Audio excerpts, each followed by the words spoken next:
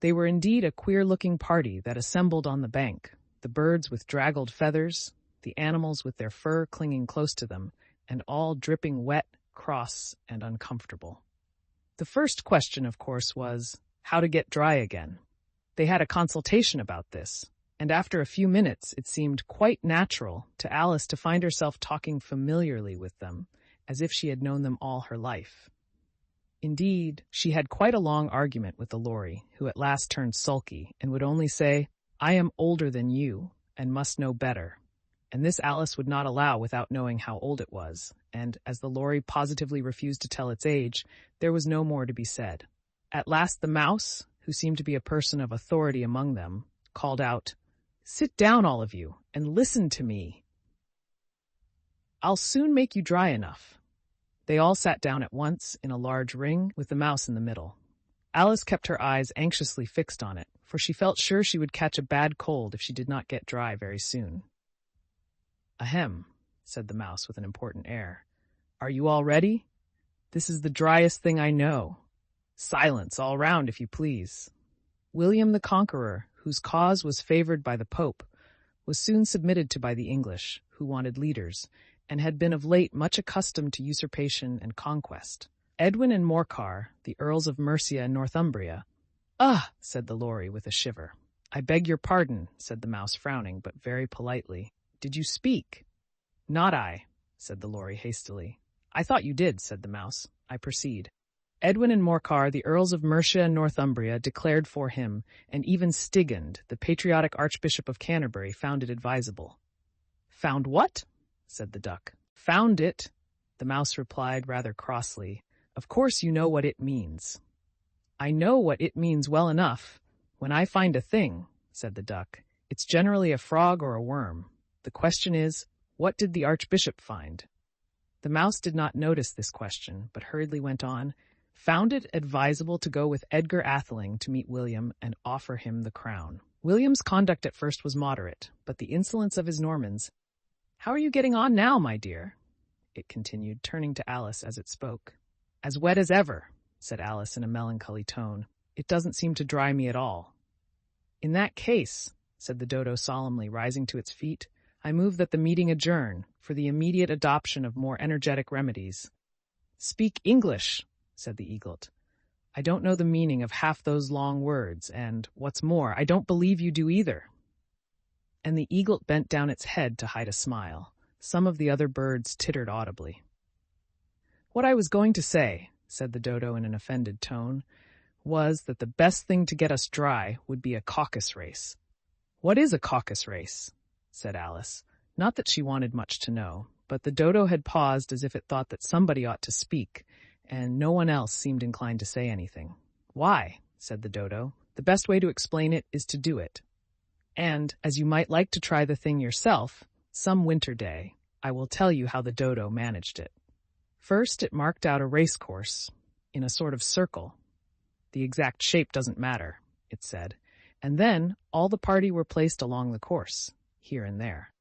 There was no 1, 2, 3, and away, but they began running when they liked, and left off when they liked, so that it was not easy to know when the race was over. However, when they had been running half an hour or so, and were quite dry again, the dodo suddenly called out, 'The race is over!' And they all crowded round it, panting and asking, 'But who has won?' This question the dodo could not answer without a great deal of thought, and it sat for a long time with one finger pressed upon its forehead, the position in which you usually see Shakespeare in the pictures of him, while the rest waited in silence. At last the dodo said, 'Everybody has won, and all must have prizes.' 'But who is to give the prizes?' quite a chorus of voices asked. 'Why, she, of course,' said the dodo, pointing to Alice with one finger, and the whole party at once crowded round her, calling out in a confused way, 'Prizes! Prizes!'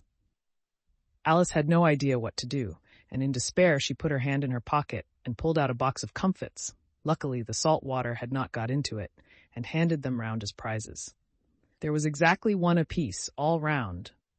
'But she must have a prize herself, you know,' said the mouse. 'Of course,' the dodo replied very gravely. 'What else have you got in your pocket?' he went on, turning to Alice. 'Only a thimble,' said Alice sadly. "Hand it over here," said the dodo. Then they all crowded round her once more, while the dodo solemnly presented the thimble, saying, "We beg your acceptance of this elegant thimble." And, when it had finished this short speech, they all cheered. Alice thought the whole thing very absurd, but they all looked so grave that she did not dare to laugh, and as she could not think of anything to say, she simply bowed and took the thimble, looking as solemn as she could. The next thing was to eat the comfits. This caused some noise and confusion, as the large birds complained that they could not taste theirs, and the small ones choked and had to be patted on the back. However, it was over at last, and they sat down again in a ring and begged the mouse to tell them something more. "You promised to tell me your history, you know," said Alice, "and why it is you hate C and D," she added in a whisper, half afraid that it would be offended again. "Mine is a long and a sad tale," said the mouse, turning to Alice and sighing. "It is a long tale, certainly," said Alice, looking down with wonder at the mouse's tail. "But why do you call it sad?" And she kept on puzzling about it while the mouse was speaking, so that her idea of the tale was something like this. Fury said to a mouse that he met in the house, "Let us both go to law. I will prosecute you. Come, I'll take no denial. We must have a trial, for really this morning I've nothing to do." Said the mouse to the cur, "Such a trial, dear sir, with no jury or judge, would be wasting our breath." "I'll be judge, I'll be jury," said cunning old Fury. "I'll try the whole cause and condemn you to death." "You are not attending," said the mouse to Alice severely. "What are you thinking of?" "I beg your pardon," said Alice very humbly. "You had got to the fifth bend, I think." "I had not," cried the mouse, sharply and very angrily. "A knot," said Alice, always ready to make herself useful and looking anxiously about her. "Oh, do let me help to undo it." "I shall do nothing of the sort," said the mouse, getting up and walking away. "You insult me by talking such nonsense." "I didn't mean it," pleaded poor Alice, "but you're so easily offended, you know." The mouse only growled in reply, "Please come back and finish your story." Alice called after it, and the others all joined in chorus, "Yes, please do." But the mouse only shook its head impatiently and walked a little quicker. "What a pity it wouldn't stay," sighed the Lory, as soon as it was quite out of sight. And an old crab took the opportunity of saying to her daughter, "Ah, my dear, let this be a lesson to you never to lose your temper." "Hold your tongue, ma," said the young crab a little snappishly. "You're enough to try the patience of an oyster." "I wish I had our Dinah here. I know I do," said Alice aloud, addressing nobody in particular. "She'd soon fetch it back." "And who is Dinah, if I might venture to ask the question?" said the Lory. Alice replied eagerly, for she was always ready to talk about her pet. "Dinah's our cat, and she's such a capital one for catching mice you can't think. And oh, I wish you could see her after the birds. Why, she'll eat a little bird as soon as look at it." This speech caused a remarkable sensation among the party. Some of the birds hurried off at once. One old magpie began wrapping itself up very carefully, remarking, "I really must be getting home. The night air doesn't suit my throat." And a canary called out in a trembling voice to its children, "Come away, my dears. It's high time you were all in bed." On various pretexts, they all moved off, and Alice was soon left alone. "I wish I hadn't mentioned Dinah," she said to herself in a melancholy tone.